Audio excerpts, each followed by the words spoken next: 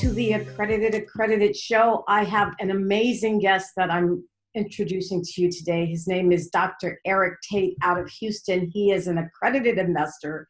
He's also an operator of multifamily apartments and hotel properties. So welcome, Dr. Tait, to the show. And I would love to hear a little bit about yourself and what you do. Okay, thank you so much, Gina. I appreciate it. I'm glad that you've fired this thing back up and you're getting your message out to the world, because as we all know, the world needs more financial literacy and more financial education, not the stuff that's just kind of pumped to us out of Wall Street and those kind of places.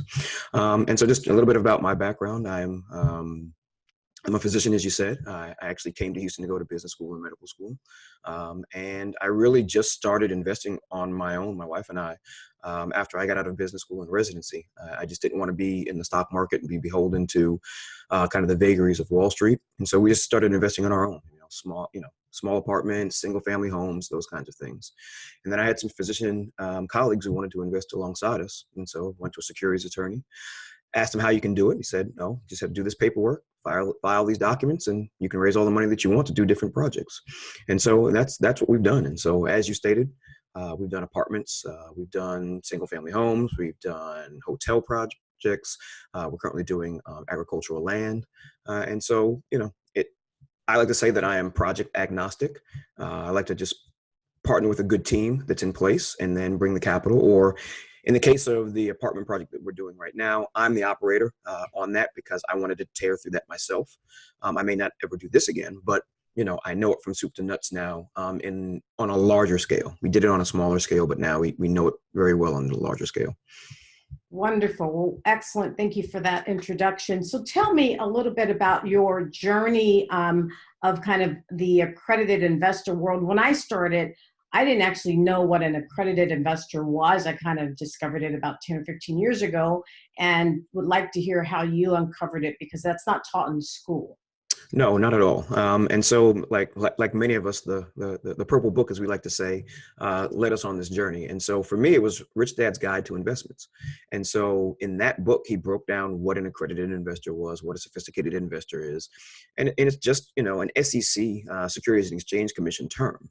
And so it's interesting because I went to business school. They didn't talk about accredited investors in business school.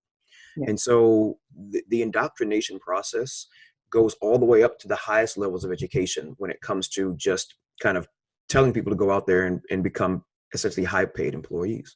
And so to me, it's foundational.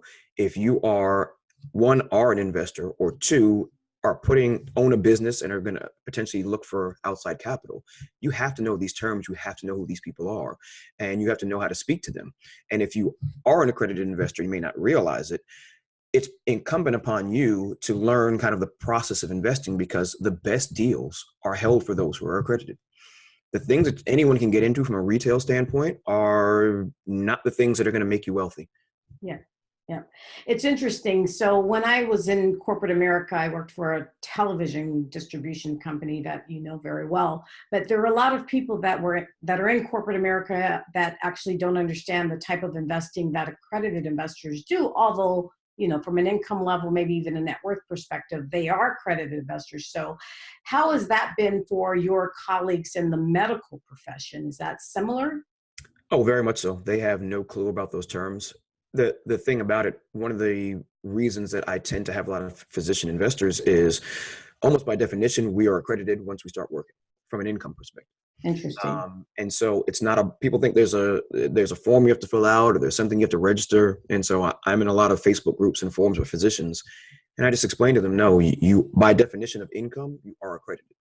And it's just a matter of, do you find value in investing in private projects as opposed to being completely in the public markets at the whim of kind of what the market is doing. Yeah. Now, are you still an active investor? Let's just say, I know that those 401ks and IRAs and pensions are, very prevalent in society today. I don't invest that way. I don't know. I did when I was in corporate America just because I got free money, but I don't know if you are still actively participating in that world, and maybe can shed some light on that world versus what we do today. I can, just because I understand that world, but I do not either. I don't have those accounts personally either. I think my wife does from a previous employer. I think we haven't rolled it over to a self-directed yet, just because we just haven't. It's not a lot of money over there necessarily, but I do not personally put my money into those vehicles. And I can, if you want me to expand on why, I can, but there are enough pitfalls that are out there. If people want to kind of research them. I love giving out Andy Tanner's book, 401 Chaos, to people. So it's free online, so people can really understand. Same thing with index funds. People don't understand how index funds are constructed. They don't understand that as soon as a company hits a certain market cap, they're going to be forced into it. So Snapchat, that may never make $1, has to go into your 401k now. And so we like to call 401k socialism for stocks, right? Because fund managers have to allocate towards them just because they're big or they're small or they're in this particular index or that one. And it really has nothing to do with the underlying fundamentals of the business, the people who run it, the market that it's in, and the future prospects. And so once you understand it on that, what I would say on a visceral level, it's hard to go back. It's like we say, you can't see uncertain things and you can't unlearn certain things. And so when you learn a different pathway, you really can't go down the old path that you may have gone on in the past. Yeah, I see. So I want to transition into the quadrant, the cash flow quadrant, and Robert Kiyosaki's book, and being on various, left side or right sides of the quadrant and various Absolutely. of each side. And can you explain a little bit about, all of those quadrants are very important, but maybe how the transition has been working on the left side versus the right side, and which quadrant actually works the best for your particular circumstances? So it's interesting. I've been in every quadrant except for the big B, I guess. But I've invested in big B. So I have not started and run a big B. I'm not sure if I ever really want to do that, in all honesty. So it's not an aspiration for me. So we divide the left side and the right side, E's and S's. Doctors are super S's, and historically doctors have been super S's. They would hang their own shingle, they'd be their own boss, they'd make a lot of money, but if they weren't in the practice, they were not making a dime. And also they're taxed at one of the highest possible rates. S's do have a little bit of wiggle room with some deductions, depending on how they structure themselves. Now, most physicians are actually E's. So they don't own their own practices anymore. They're employed by large corporations and large hospital systems, and they have no deductions whatsoever. And they realize that. I like to call the E quadrant the 50% money, because you're going to give 50% of your salary to the government. And depending on which state you're in, it can be more than that. Now, there are ways to kind of alleviate that and ameliorate that. Setting up your asset protection structures, allow you to have some LLCs, you get your family limited partnership together. And so you can begin to take some deductions. And so I help people figure that out with a firm that I've been a client of for many, many years. But also just in beginning to invest in private projects. They can set up their own LLCs. Of course, I'm not a tax professional, see your own CPA, but you can set up your own LLCs to do these investments. Now you have a legitimate business corporation that you can now begin to take legitimate deductions through for investing. And so once you do that, you then move to the right side of the quadrant, to the I quadrant, because most physicians and most of us are not going to start big B companies. But we will be investors in those companies oftentimes. And so the I quadrant is just deciding that you don't want to be in the retail investing world. You just don't want to own retail stocks and bonds. You want to own private stocks and private bonds. You want to own direct equity investments into private companies. And once you've done that, you've now moved to the I quadrant. And then those companies, as they work and as they move, can give you tax benefits. Things can pass through to you that you don't get when you're just investing on what we like to call the middle class side of the road, which is on the left side of the quadrant. It's very, very interesting. Has that helped you at all achieve some tax kind of reductions on the left side of the quadrant by having these other things on the right side, investments in all of these various alternative vehicles? Can you kind of share a little bit without getting too personal? Oh, that's fine. I'm an open book. If you Google me, my stuff is all over the internet. So for me, and because I've asset protection structures, folks really can't find what I own. I'll tell you what I own, but you won't know addresses and those kind of things. And my name isn't going to be on it. So I don't mind being an open book from that standpoint. So again, I tell people all the time, I'm not the smartest kind of tack in the shed, right? Mhm. I just follow what the prescription was. The prescription was you come out, you find professionals who can help you do what it is that you wanted to do. Mhm. So when I finished, so I took all of medical school and residency to learn how to invest, right? Mhm. I'm not perfect. We all still make mistakes. This is a never ending process. But when I came out, before I started the new job, before we started investing, I went around and I interviewed accountants. And I Mhm. said, listen, my wife and I are going to be high income earning physicians. We Mhm. need a way to fix that. Yeah.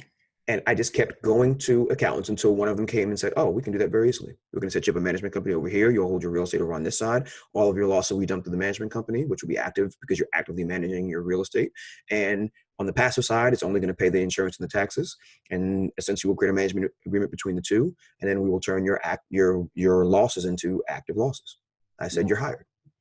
So from day one, I invested to reduce taxes, Love. which is one of the reasons why we have a lot of real estate in our portfolio, because we want to be able to reduce taxes. So our whole portfolio was set up with the understanding that if we could keep even a third of our taxes, it would be Mhm. so much easier for us to become financially independent so much quicker. And Yeah. if everybody thinks about that, if you could have back half the taxes that you've paid throughout your life, what does your financial position look like? Yeah. And so we started with that end in mind, was how do we're going to have income. That's not going to be an issue. We're never going to be unemployed if we don't want to be. But Mhm. how do we become financially independent as quickly as possible so that we can choose to practice in the way that we want to, not be forced to ever take a job just for money, to Right. cut back as we need to and see fit, Mhm. and to reduce our taxes from the outset. So our investment plan was from day one, tax reduction and income generation. And so that's what we followed.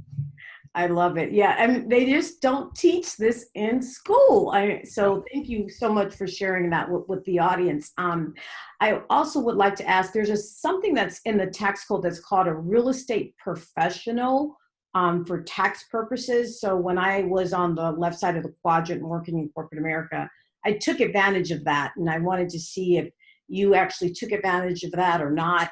I know everyone has various opinions on it. So I will be doing that for my 2016 taxes. So in 2016, I went down to 1 day a week practicing in medicine.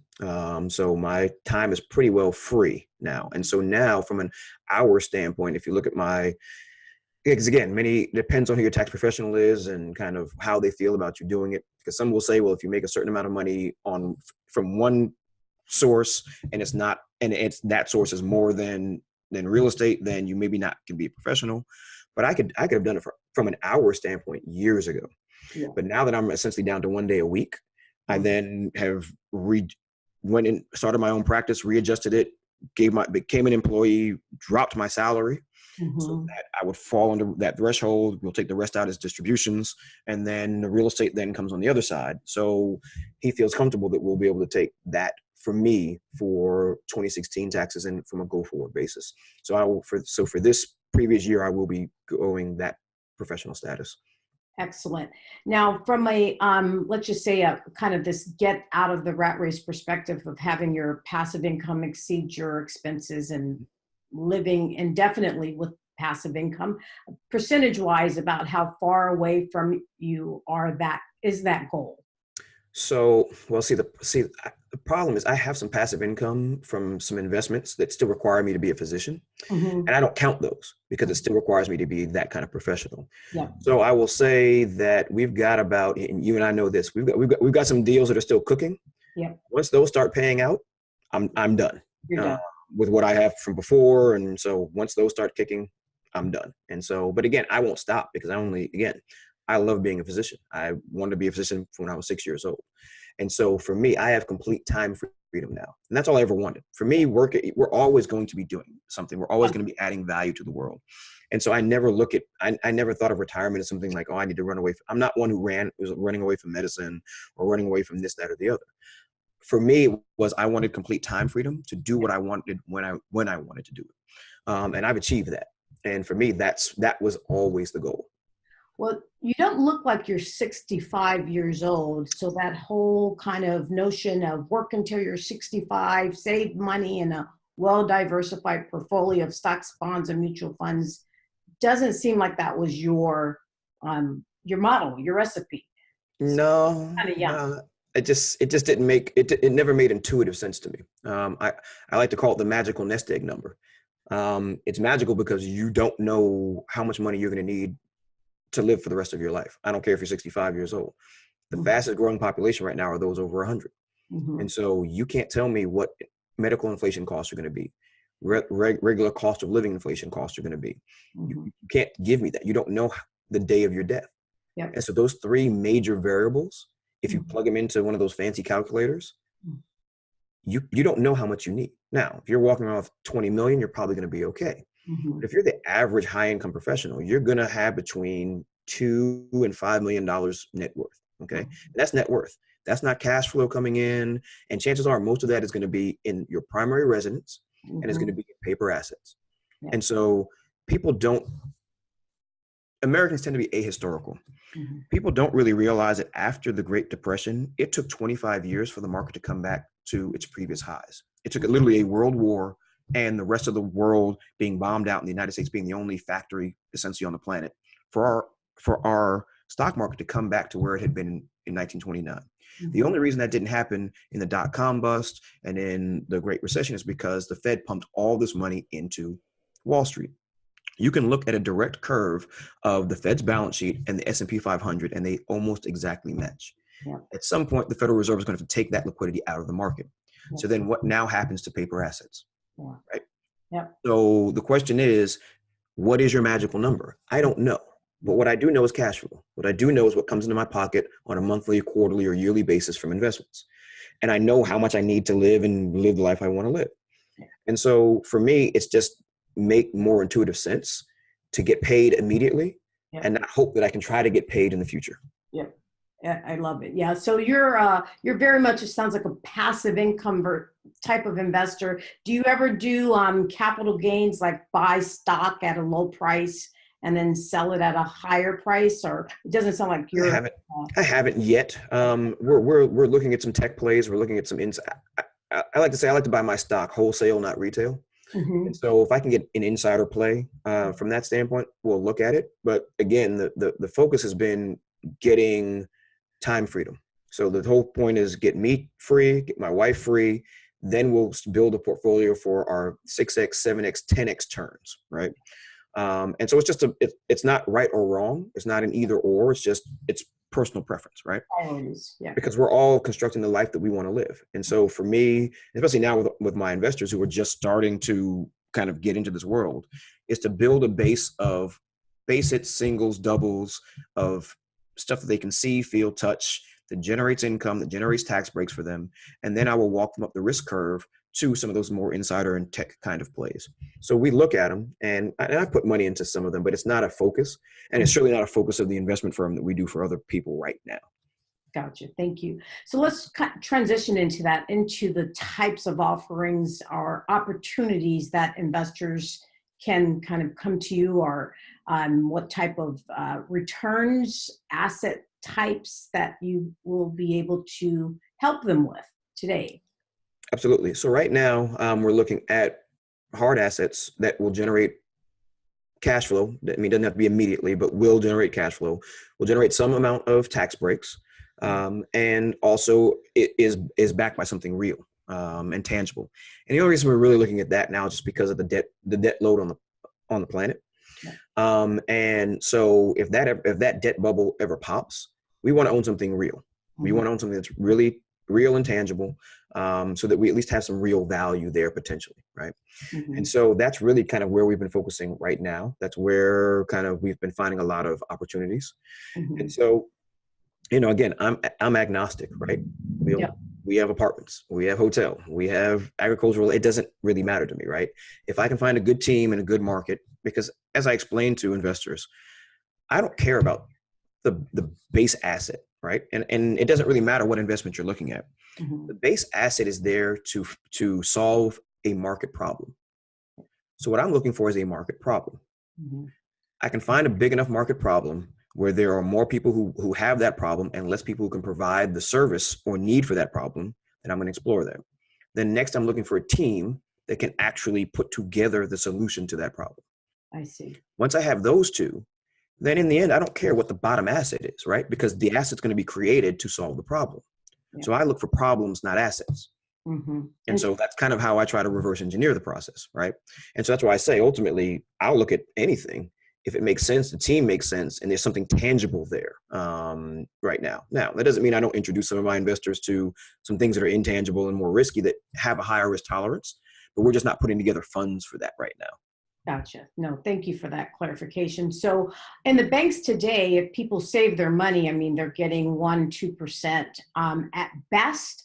At best. Would that would they be able to get something greater than that in order to generate, kinds of returns that's a little bit richer than 1 or 2%? Oh, absolutely. And it depends on the project. So I match my investors based upon what they're trying to accomplish. So I met with a doctor family, literally mother, father, and son who works for me as a colleague with mine. The parents they just sold their practices. They've become employees and they need tax deductions. Mm-hmm. So I'm putting them in a project that's going to give them tax deductions out the yin yang for a couple of years. And then the cash flow will kick in. We put a preferred return on that investment of about 8%. So preferred return just means that the limited partners who are in the project, their money comes out first. So they're owed that 8% first before anything else. It's just a way to make sure that your money's not sitting by itself in fallow. Mm-hmm. We have other projects like our agricultural project that the first couple of years, it's lower returns, but after that, the returns just kind of elevate, right? And it's a set it and forget it kind of project. I look at that as a long-term bond play. And so because it's land, there's no way to depreciate it. So you're not going to get a lot of tax breaks. Mm-hmm. It's perfect for an old 401k or an IRA that you want to say, hey, I want more than kind of, to be in a bond market at a bond fund at 2%.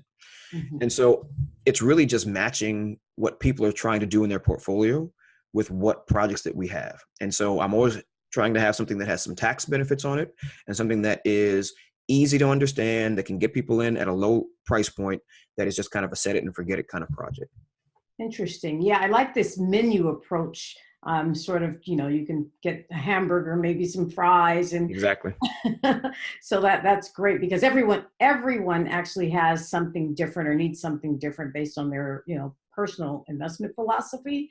And that's extremely healthy. It's just not a one size fits all solution. So let me just add a little point to that as well, because people always beat in people's heads the diversification model. This is what we have, right? Yeah. So if you're always keying in, well, I need to be diversified. Here you go. Here's an apartment in Houston. Here's some agricultural land in Central America. So we diversify across geographies. We diversify across asset classes. And I can promise you, people who think they're diversified in their 401ks and their IRAs don't understand the overlap and concentration that fund managers have. So you can be in a growth fund, and then you can be in an S&P 500 kind of index fund, not understanding that you're going to have massive correlation between those two because they often hold the same stocks. Yeah. And so people think they're diversified when in actuality, they're not. Yeah. Interesting. So I'm glad, let's kind of transition into that paper assets versus real tangible assets, because that, to my understanding, is where real wealth is made and kept, especially if we have any economic downturn. Do you follow that same philosophy and principle? I do personally, and it's because of the control aspect with it from a tangibility standpoint and a control aspect. Now, if you bought paper assets like Warren Buffett does, meaning you're buying strong cash flow companies that increase their dividend year after year, and you decide to do a drip program with a strong company like AT&T's got almost a 5% dividend, right? Mm-hmm. They're essentially a regulated utility. Cash flows coming for days on days and days on end. All right. You will be fine. That is a widows and orphans type of fund. Now, you might be overly concentrated in one stock, Mm-hmm. but in the end, if you invest with the same kind of mindset that we do on the real asset side, Mm-hmm. you can construct a paper portfolio yourself. The problem is most people don't understand how to read a balance sheet. They don't understand how to read an income statement. And because they don't know how to do that, they just go into these index funds. That is dangerous.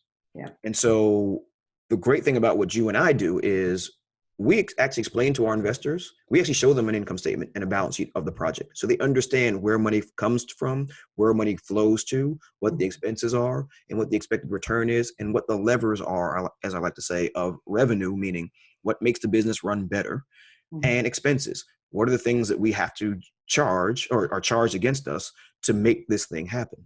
And so I look at it as being incumbent upon us in the private investing world to educate our investors and make them better investors.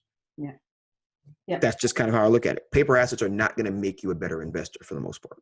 Absolutely, absolutely. So when it comes to who you allow or can accept in your investments, because the SEC, Securities and Exchange Commission, has rules, can you accept accredited and non-accredited investors, and maybe talk a little bit about that, whether or not you do or don't?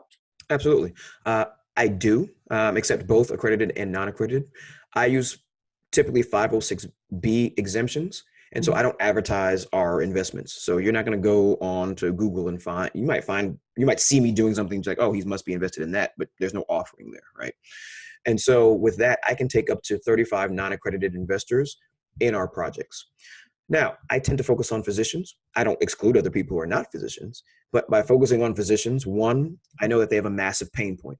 They have a massive pain point because the medical care industry is changing, incomes are going down, they're having to work harder for the same amount of income, and there are a host of other things that we may get into later. Two, they're already accredited, and so I don't have to worry about that bar and that hurdle, right? The average physician is making over 200 grand a year, not so much of an issue. And so it cuts down a lot of friction and me having to figure that out from people and getting super invasive in terms of finding out what their financial status is. Mhm. They still have to fill out a questionnaire before they can invest with us. So we at least have documentation as to kind of who and what they are. But even beyond that, there are a lot of accredited investors, right? And there are a lot of sophisticated investors out there. Yeah. But in the end, we're building our own investment business for ourselves. Right. And so for me, it's more important that we're going to get along. It's more important that you have an investment philosophy that aligns with what we're doing. Yeah. I've turned people away. There are people that I will never take a dime from them. Yeah. People have millions of dollars, so I will never take a dime from them because our personalities are going to clash. The the scarcity versus abundance mentality, all of those things. So for me, the most expensive money you can take sometimes is that from somebody you don't like.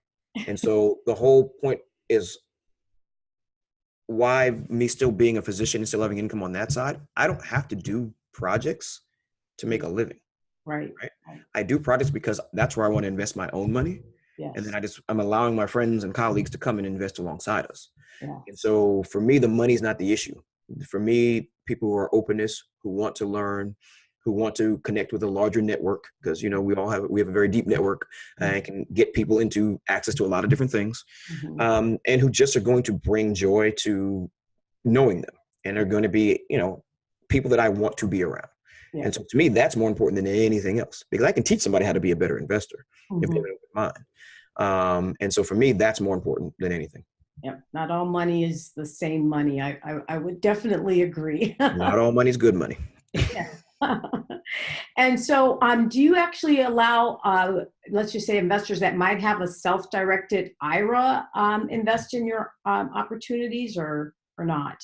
Oh, absolutely. And it depends, right? So projects that are all equity projects, Mhm. projects that don't have any debt on them because of UBIT issues, and I don't want to have to go into UBIT here, but in the end, just suffice it to say that if you make some proportion of your money in your self-directed IRA off of debt, that is taxable. Now, again, the returns usually high enough, it's not that big of a deal. I'd rather be in a taxable environment than not. Mhm. But still, you just have to be somewhat mindful of that.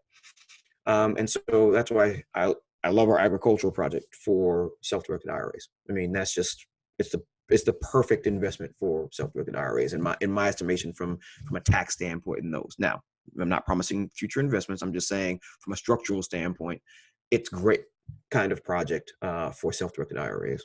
Yeah. As an active investor, you talk a lot about, taxes and different investment vehicles. Fits this for a tax, advantage perspective versus this vehicle. It's amazing that you don't actually learn this in school. And I know when I was coming up and getting my MBA, I didn't really talk much about taxes. So is your level of intellect, even though you're not a CPA, advancing as you get smarter in this whole active investing world? Oh, absolutely. So my job is to know what I need to know Mm-hmm. But I don't need to know everything. Yeah. But I need to have a broad understanding of what's going on so that I can pick professionals to help then guide into the actual weeds, because I don't want to be in the weeds. So it's very much akin to what I do as a physician. I'm an internal medicine physician, so I'm a general practitioner essentially. Mm-hmm. And so I have a lot of knowledge about a lot of things that goes a certain level deep, but I'm not a specialist. So I'm not going to go all the way down to I then refer out to that. But I have to know what everybody else does. Yeah. And I have to know when it's time for me to say, okay, we could have a problem here, let's call the accountant, here, let's call the attorney on this. And so that my job is to have the broad overview of kind of what's going on. And then to put the team together to then know in the weeds from an operational standpoint, from a planning standpoint. And anybody who knows me knows I'm always referring people out to a million different people. Like, oh, I got a referral for you. Oh, I got a referral for you. Oh, I got a referral for you. Yeah. And so that's really what I see my job as, is to have an overall vision of to where we're going, and then put the pieces in place and then hire the teams in place to make it happen. Yeah, it does make you feel really good to help more investors achieve and build and keep their wealth with minimal risk. So as far as your team is concerned, let's just talk about your investment world. I know in the medical profession, there's a separate type of team, maybe some of the competencies and skill sets and members of that team. Can you share with? Oh, well, CPA, of course. And so they make sure that we get the K-1s out and all of those types of things. Then real estate attorneys. Attorneys let's back up. Let's go high level. So we'll start at the top. So asset protection firm, set all structures in place, because whatever you're going to buy, you want them to just fill into the shells where they're supposed to flow into. Then your accountant. Your accountant needs to be able to talk to your asset protection attorney, because they're going to be setting structures up together very similarly. Then we move down, let's just say, to the operational level of different funds. So different funds are going to have different people. So on our apartment project, we're going to have property managers and those kinds of porters and AC certified lead maintenance people. We're talking about hotels. You're talking about people in hospitality management and all of that kind of thing. If you're talking about agriculture, you're talking about agronomists, botanists. I mean, the team members that I have now across the spectrum is it's amazing and just crazy that you're having conversations with people in these different disciplines. And I know you have the same thing kind of in the mining space and, geologists, and it's just amazing to be able to talk on a cross-disciplinary standpoint. And we have the benefit of sitting on top, getting all that information across, and then we can take that to different industries. And that is the benefit I see of kind of sitting and being the general partner in a lot of these things, is that we're able to take and cross-pollinate across our different investments to help our investors. Yeah, no, I love it. I see that you enjoy it as much as I do, being able to, I call it bilingualism, and being able to talk to different types of people with different backgrounds and disciplines. So that's great. I would like to transition a little bit to your doctor world, medical profession, because money without health is, it's meaningless, right? And so you have an expertise that many people do not have, being in the medical profession, even though it's dropped down to just like 1 day a week. Where do you see we are in this particular state with Obamacare, repeal or replace? And there's a lot of things going on, and the public doesn't really understand it. And I thought that maybe you would be able to help us understand what's going on a little bit. Okay, so do you want me to take it from a perspective of non-physicians or what's going to happen to physicians? Both. Okay, so, oh goodness, we could be here for 2 hours. So let me try to make this as succinct as possible. So let's start with the general public at hand. So let's start with the issue that we have. So, and this is before Obamacare. People don't understand that the first HMO was created under Richard Nixon. Okay, so the attempt to rein in costs in the United States healthcare system has been a long-standing party agnostic process. Okay. So what we essentially have is a system that came out of World War II, where you tied insurance to employment. Okay. And that's from price controls and things that were done during World War II. We won't get into, you can research the history. And so we've linked essentially health insurance to employment. And we have essentially for-profit companies, the insurance companies, who are going to be for-profit. So as medical costs increase, they're just going to increase premium dollars to make sure that they can maintain a profit margin for their shareholders. Not saying it's right or wrong. I'm just letting you know where we were. Obamacare, well, firstly, it was going to be Hillary Care. We tried to figure that out. That didn't go through. But what happened in the interim is prices have gone up so much in terms of people's premiums that the American public is much more willing to either narrow their coverages or narrow where they're willing to go, because the price of insurance for regular people was just skyrocketing. Okay. Now, what Obamacare tried to do, the ACA tried to do, was essentially it was regulation of the insurance industry. It really wasn't regulation of medical care, because it really didn't change how doctors practice. All it did was shove people into insurance companies and then basically give them subsidies to cover these people who were poor and who were sick. And so he put some kind of regulations around insurances, but because of progressive Democratic ideology, they created a minimum coverage standard, which you basically got away from having health savings accounts where if somebody wanted just a catastrophic plan and then we're going to fund this health savings account and they didn't want to have to cover all these other things, those plans had to go away. And so I would argue that that's a misstep, but we're not here to talk about right or wrong. So what ended up happening was people who had coverage already, their prices went up because now everybody was forced to have at least these minimum coverages, right? So we got a lot of people covered. So we had roughly 46 million people who didn't have health insurance. I think that got down to 20 something maybe, and my numbers might be a little bit off by 5 million or so. So don't quote me on it in terms of what the ACA did, but because sick people who have not been in the system before cost a lot because you have to get a lot of stuff done with them initially, the insurance companies were not making the same type of profit that they're used to making. So they're like, we're getting out. And so that's what you hear about these collapse of exchanges. They're like, we just can't make the profit we want on these people. Now, long term, once you get people healthy, their costs come back down. But the problem is because people can switch insurances every year, you, Mr. Insurance Company A, may have incurred all the costs, and then they switch to insurance company B, who then gets all the benefit. And so no insurance company wants to eat that. I see. Now, the flip side of this is public option or Medicare for all. So now you get the progressives are saying, well, nobody wants to cover this. Well, you're going to defund it. We're not going to do these things. So why don't we just let Medicare do it? Because Medicare is doing it for everybody over age 65. You don't see any older people who have Medicare complaining about their coverage. Let's just do that.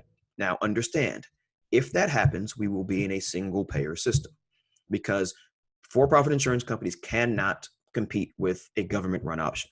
Now, we can talk about what the fallacies and the issues of government-run might be, but ultimately, if that happens, and it's going to happen, I can't tell you the timing.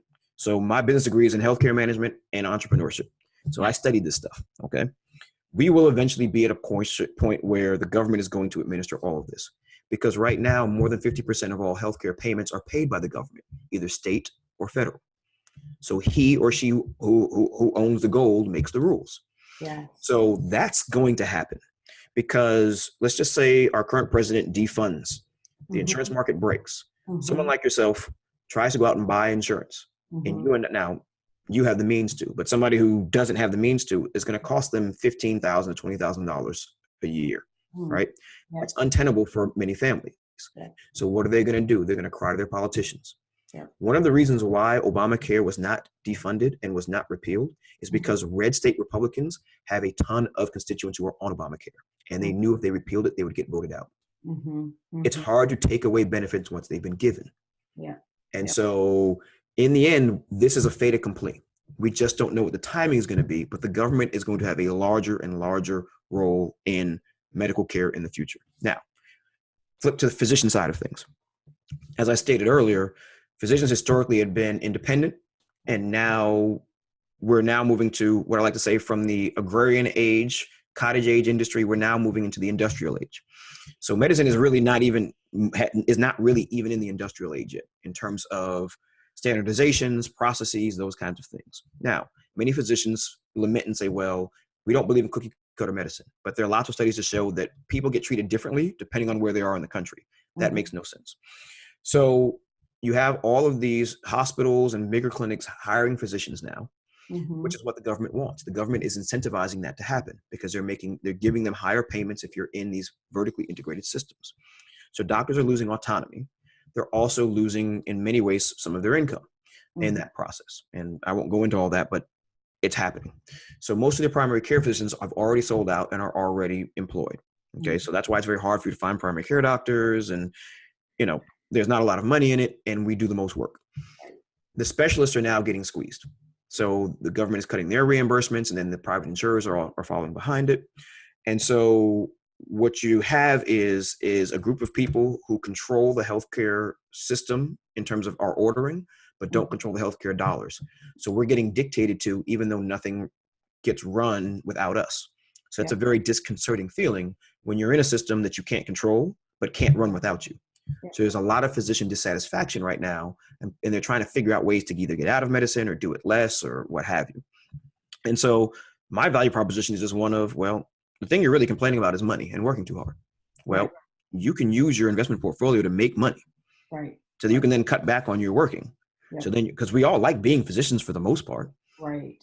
the complaining and moaning is not about patients. It's about the process of seeing patients. Right. So you take the burden off the financial side, just even if you replaced a quarter of your income, right? Not saying you replace your whole income, just a quarter of your income. Mm-hmm. And you cut down to 3/4 time. Yeah. Most physicians will be very happy to do that. That's a significant value that you can help other physicians achieve. Yeah. But they have to understand it, right? And not everybody gets it. And so physicians have been marketed to by Wall Street for so many years that they think what we do is risky. Yeah. And they literally watch me do it. They Right. still think it's risky. Wow. And so, I am no longer in the convincing business. Yeah. I am shepherding people who are convinced and helping them get out. Yeah. I'm not trying to drag anybody out. I'm just like, I'm here if you need me, but I'm not here to convince you of the merits, right? And those that get it and reach what we call threshold, I have a mentor that calls threshold, where the fear of doing something more is outweighed by the pain of doing the same thing. Once you've reached threshold, come talk to me. But if you're not at threshold, if you don't have any pain, I can't help you. Yep. So you're going to keep doing what you're going to do. You're going to work to your 55, 60, 65, and then you're going to pray that you die before you run out of money. Yeah. Oh gosh, that's said so well. I saw the same thing when I was working with a lot of people in corporate America. It's like, it was a struggle, and, now they see me and I've exited, and they're wondering, oh, wow, I should have listened a little bit more. So I'm glad that you're helping your colleagues, your physicians, and you just have to do it like that. Those that get it, and the others do not. Yep. So from let's just say a normal individual, because my fear is that I'm going to have a lot of money to get medical treatment in this country. So one of my solutions is to really improve my health and increase my earning potential. Are there other recommendations that you would give the audience in the health area? Well, that is the ultimate thing, right? So stress level, keep your stress level low. Mm-hmm. Do not smoke. Yeah. Drink in moderation. Mm-hmm. Eat a diet that is very high in fruits and vegetables. Mm-hmm. If you want to be a meat eater, you eat lean meats. Yeah. Preferably antibiotic and hormone free. Mm-hmm. Lots of water. Mm-hmm. And exercise. At least 3-4 days a week, moderate intensity, and just work your way up. You do that, you will keep your costs down. We can't do anything about genetics, right? You're going to get what you're going to get from a genetic standpoint. And then from just protecting your income. So honestly, the goal is to get to Medicare, right? Because once you get to Medicare, you're going to have a baseline coverage. So 65, 66, you're going to have baseline coverage. Then if you have means, you can pay up and out of that, right? And so for the most part, the Medicare system, we could make some tweaks to it and make it solvent tomorrow. It's not actually as insolvent as people think it is. And if you look at life expectancies, we actually should probably just raise age a little bit. You raise age a little bit, it's solvent. Mm-hmm. So it's not don't let people demagogue it. It's not that big of a deal. Mm-hmm. But yes, the things I just listed off gives you the best chance to not be on medication, to not be hobbled, and there is no point in becoming wealthy if you have no health. Yeah. There is no point in that. Right. But wealth can make you healthy. It's a direct line proxy in our country. Yeah. Your income is in direct correlation to your health in this country. Yes. And so I am healthier now that I am not working all the time than I was before. And so that's kind of the paradox, right? And so that's why working towards specific types of wealth that give you free time to actually pursue these healthy pursuits is very different than just stocking money away in a 401k that you have to keep doing it all the time. Yeah. So you have to keep working to keep doing it. It's amazing. So, Eric, where can people find out more about you, about opportunities that you might have to help them? Okay, well, we're gonna do the commercial. So the easiest way to get in contact with me is just to email me. So it's Eric, ERIC, at Vernonville, V as in Victor, E as in Eric, R as in Robert, N as in Nancy, O as in Octagon, N as in Nancy, V as in Victor, I as in Indigo, L as in Larry, L as in Larry, E as in Eric.com. So Eric at Vernonville.com. You can go to the website, Vernonville.com, or just Google me, honestly. Eric, ERIC, TAIT. That's the differentiation. It's not TATE, it's TAIT. Or you can call the office. It's 1-877-668-3311. Again, 1-877-668-3311.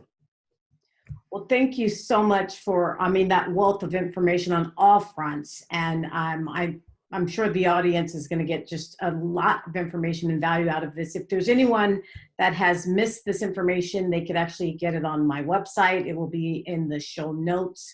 And Eric, thank you. Keep up the great work of helping other people achieve financial independence. No, thank you so much, Gina. I appreciate you having me on. I mean, we go back many years these days, and so I just love to see what you're doing. And please keep it up because the world needs more of this education out there. Thank you so much. See you soon. I knew what I needed, so I went out and got it. Started stacking up assets, now I'm bringing in profits. I knew what I needed, so I went out and got it. Started stacking up assets, now I'm bringing in profits.